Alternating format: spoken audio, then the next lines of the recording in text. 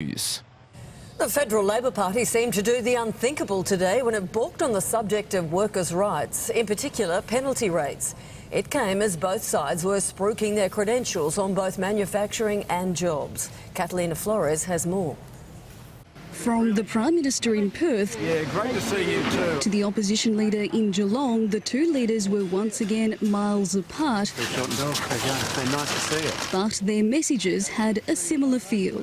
Long-term stable jobs. These are jobs. The Prime Minister talking up his government's investment in shipbuilding. These ships will be built here in Perth, in Australia, out of Australian steel. While the opposition announced a $59 million jobs package for workers affected by job losses in the auto sector. My Labor team is committed to keeping Australia as a manufacturing powerhouse. Sparking a war of words over which leader is better placed to steer a transitioning economy. In 6 years of the Labor government, they did not commission one naval ship from one Australian shipyard. Not one. What has crippled the auto industry is having a delinquent government in Canberra.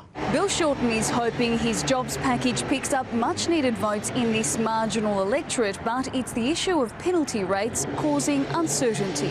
The Labor leader now says his government would intervene if the Fair Work Commission ruled to halve Sunday penalty rates. We will win the argument in the independent umpire to protect the penalty rate system of Australia. That's despite his earlier pledge to accept any ruling. I've said I'd accept the independent tribunal. Perhaps the heat of the election is taking its toll. Catalina Flores, 10 Eyewitness News.